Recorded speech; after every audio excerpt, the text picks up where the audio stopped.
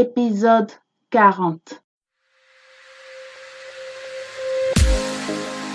L'école de la richesse de CIEV, un marathon vers la réussite financière. Des cours pratiques de développement personnel, entrepreneuriat et indépendance financière en 40 épisodes audio de 15 minutes chacun.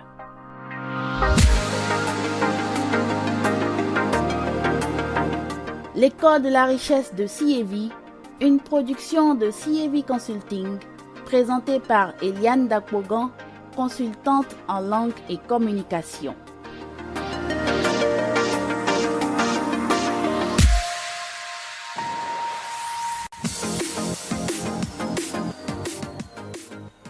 Bonjour, chers fidèles marathoniens de l'école de la richesse de CIEV. Vous êtes enfin arrivés au 40e et dernier kilomètre de votre marathon vers la réussite financière. Bravo! Vous venez d'écouter votre programme audio intensif en 40 épisodes de 15 minutes chacun sur 40 jours non-stop. Le meilleur investissement de tous les temps, c'est l'investissement dans votre éducation. C'est la raison d'être de l'école de la richesse de CIEV. C'est pourquoi, dans ce 3e et dernier épisode de la série sur les bases de l'investissement, nous vous invitons à passer en revue quelques citations clés du livre « Réfléchissez et devenez riche » de Napoleon Hill.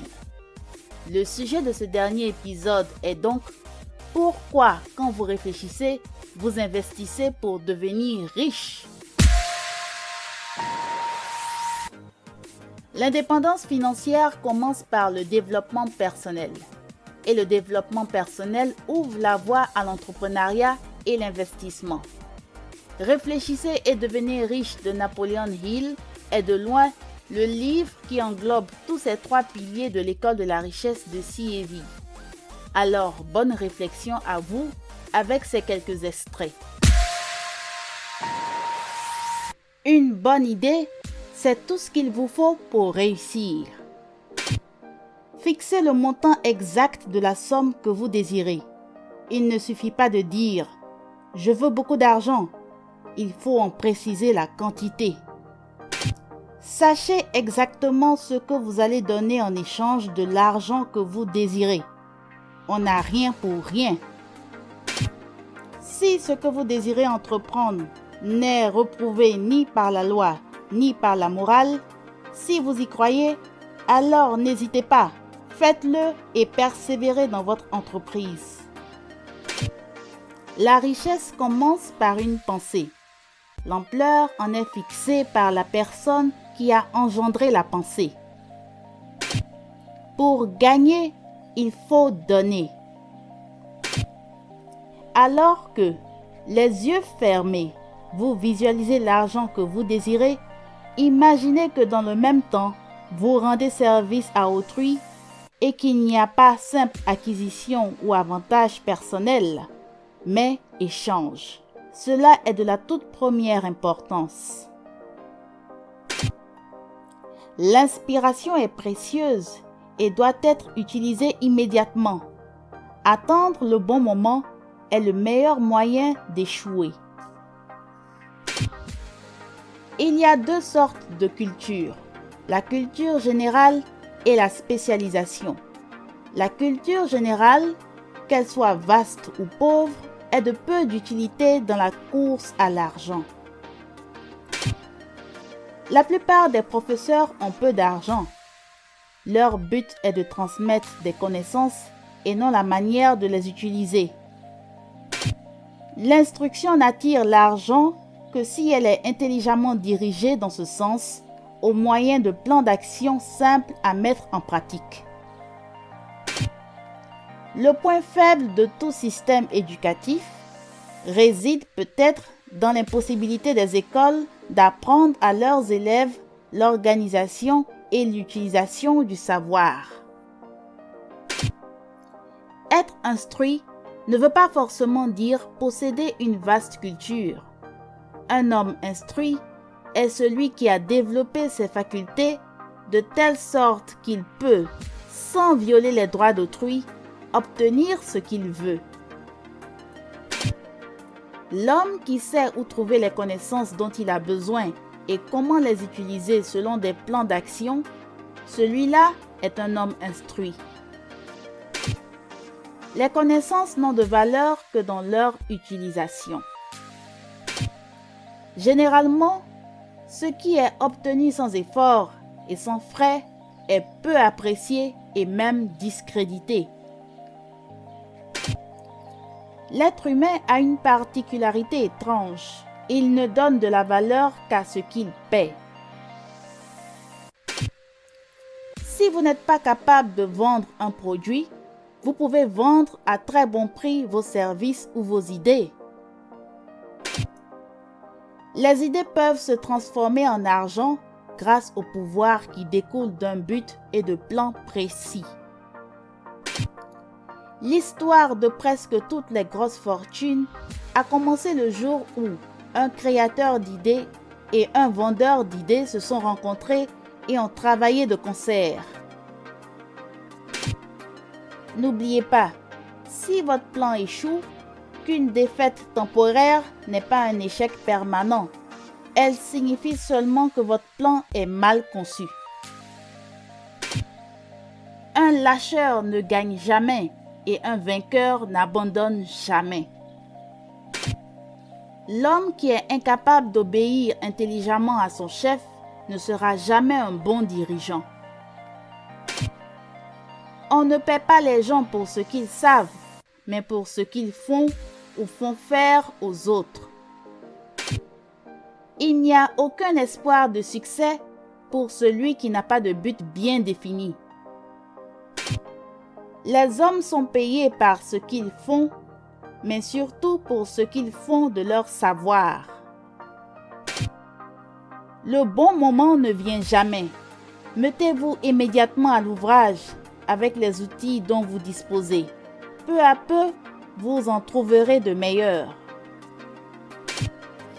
Tous ceux qui cherchent à faire fortune doivent apprendre à reconnaître le système qui ouvre les voies d'accès à la fortune et s'y adapter.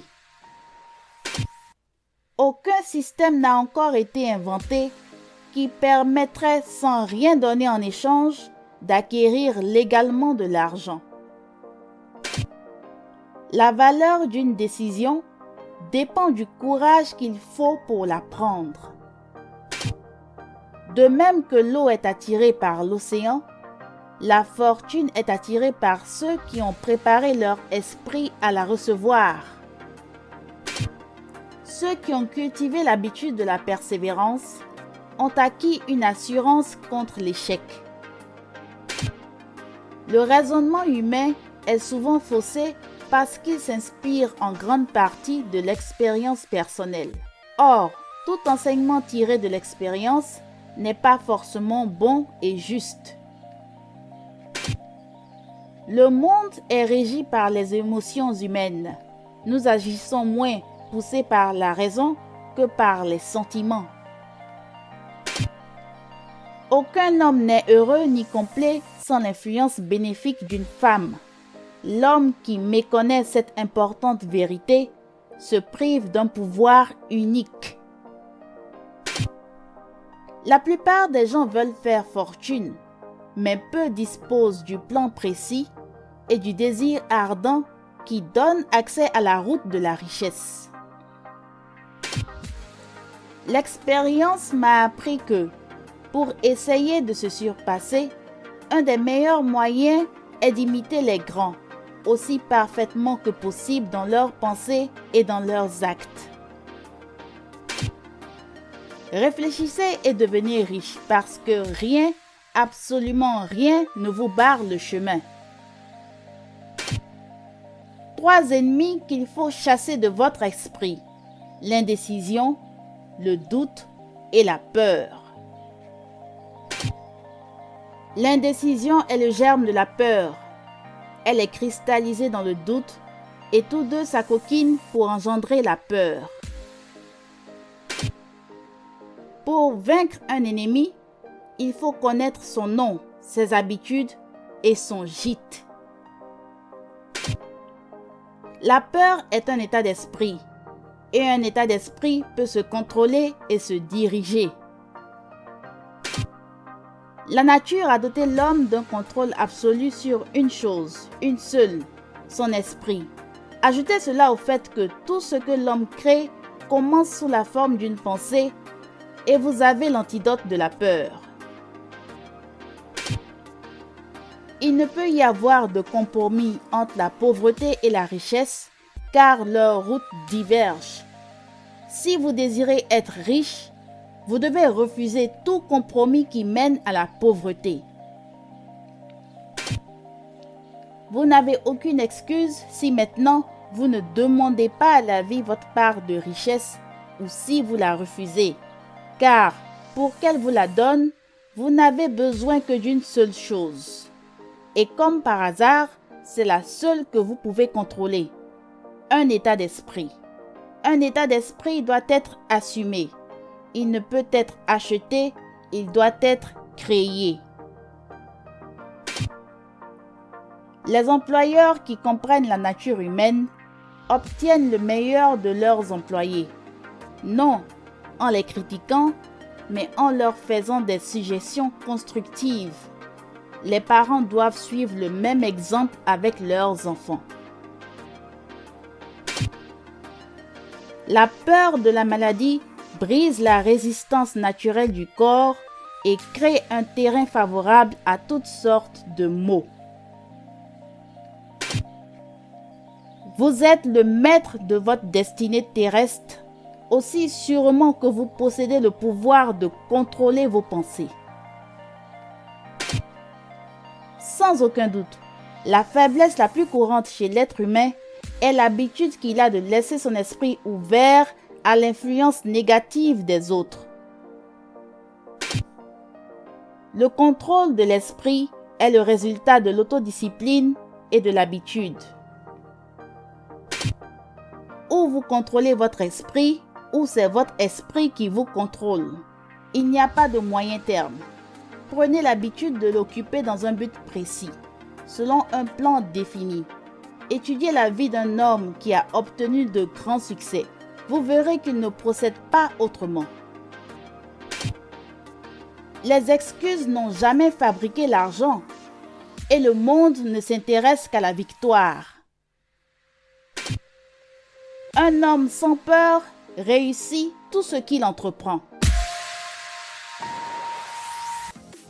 C'est sur cette réflexion dans le célèbre livre de Napoleon Hill que nous terminons notre marathon de 40 jours vers la réussite financière.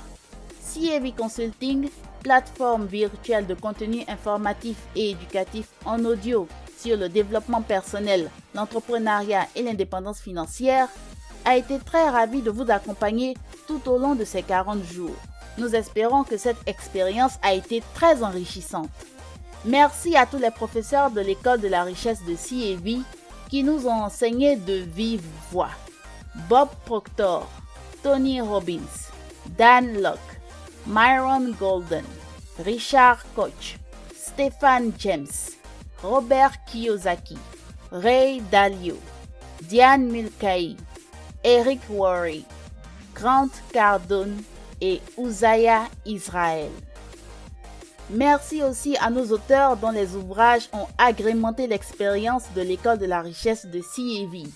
Il s'agit de Napoleon Hill pour son livre « Réfléchissez et devenez riche », Dale Carnegie pour son livre « Comment se faire des amis » et Robert Kiyosaki pour son livre « Père riche, Père pauvre ». Enfin, merci à vous, auditeurs et auditrices, d'avoir consacré votre écoute si précieuse.